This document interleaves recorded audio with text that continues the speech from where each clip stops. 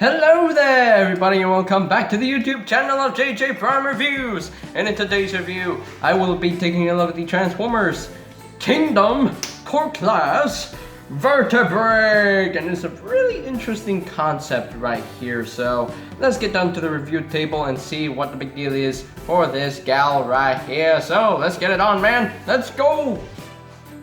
And here is Vertebreak fully transformed into her beast mode. But first, let's take a quick look at the packaging. So you got the Kingdom War for Cybertron Trilogy logo up front, and you got Vertebreak in her beast mode, all skeletal and skeletally like, bones like, and her name is Vertebreak.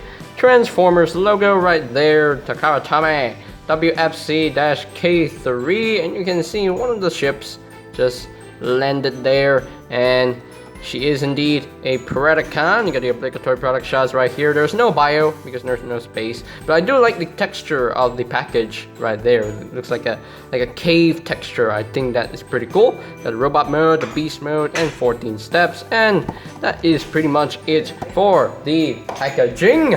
And moving right along, here is Vertebreak herself. Now, I just want to point this out. At first, I thought this was a male Predacon. Yeah, I thought this guy was a male, but no. I went to TF Wiki and I saw like the pronouns that she, her. So this is a girl. This is a female Predacon. So just so you know. So yeah. So here she is in her beast mode, which is a Dracorex, and it's you know, it's close enough. So I mean, it looks pretty good. It's very bony and it's a fossilizer, so really cool. I do quite like the texture of the molding, and the colors really do spruce up the details very much. So let's get in closer so we can take a look at that head sculpt, and yeah, very skull-like. So definitely a very skull-ish head sculpt. She has no eyes. Oh, she has dead eyes, so she's pretty dead to me anyway. But I do like the molding on the head, which is really nice. And you got the skeletal bones right there, all for the rib cage, and the tail. The tail is done in a nice rubbery, soft plastic. And I do like the colors for the legs right here. I love how they fade, which is really nice. Now, articulation wise in Dino mode, I believe you can actually open and close her mouth, but since this is done in soft plastic, it can't really open her mouth that much. I mean, you can close it a little bit, but you can use that hinge to move her head up if you want to. No articulation at the dino arms, unfortunately. The legs are on the ball joint, can swing in and out a little bit, can rotate back if you want to. She does have a knee joint right there, and she does have some ball joints at her ankles, can rotate, and a little bit of ankle tiltage right there. And that's pretty much it for her articulation. There's nothing all that much. So very simple, very basic, but I still like the concept of this figure. Very interesting, very new. And let's bring in some comparisons right here. So I will bring in Power of the Primes Legends class Slash and Titans Return Willy, so you can see how they scale with one another. And I think something's wrong with her standing. She's not standing straight. Hey, stand straight, girl. Anyway, so yeah, she's pretty much a Legends class size, you know. I mean, it works, definitely works. But anyway, so there you have that for the alt mode comparisons. I guess we are done looking at the beast mode right here. It's really cool. I do quite like it. So now let's transform Vertebreak into her robot mode. So first thing you want to do, you want to remove her tail. Yeah, I know, parts forming. Yeah, boo. So hey, it's nothing really. You have to do it because this becomes her weapon. So you have to put it off to the side for now. And what's weird is that you can see her hands just holding her butt. It's called the P pose. Anyway, so you want to bring down the legs right here and straighten up the legs. And there we go. Bring down the foot a little bit, and there you have a leg all done. The same thing on the other side. Just bring this down, straighten it up, bring down the foot a little bit, and there you have her legs all done. So now I want to open up this section right here. Let's open up this section, if my camera will focus. There we go. So now just open this, bring out her arms like so. Just bring out her arms. Hey, careful there. The hinge is really tight, so you don't want to pop it out. So there you go. You got her arms all done. So now we need to make her chest. So now this piece right here is done in a nice soft plastic. So now you want to bring up the head a little bit, and you want to bring this up and just rotate this around, rotate this down like so, and just flip out her head and just bring that up like so. And I think we're done. Are we done? Yes, we're done. So there you have Vertebreak fully transformed up into her robot mode, and she looks pretty cool.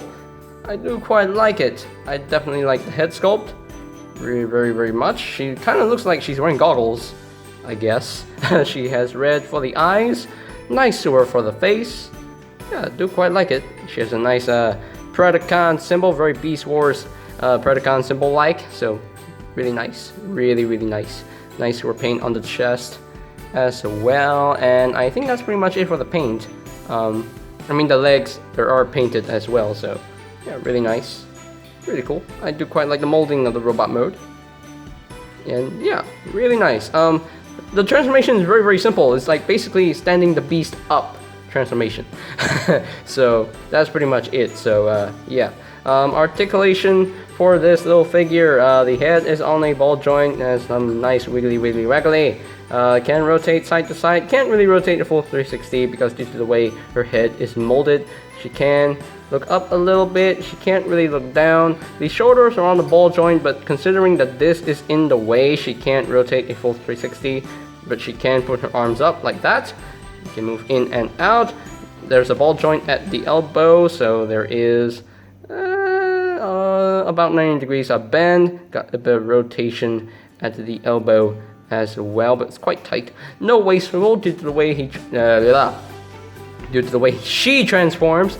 The legs are on the ball joint again. They can move up that far, can move back only that far. Can she do the full splits? Not really. Not really. She does have a knee joint, slightly about 90 degrees of bend, I guess, and rotation at the foot, like very tight rotation, and a little bit of ankle tiltage right there at the ankle. So yeah, I mean, she's quite poseable. Yeah, she's really pretty poseable. So now we can actually give her the sword, so she can hold her sword in her hand. Plug it right there. Is there storage for the sword? Of all the videos I've seen for the storage, there are like I think there are like slots in here, I guess, so you can actually plug this in right in here if you can. There we go. So I guess you can plug it right there. There we go.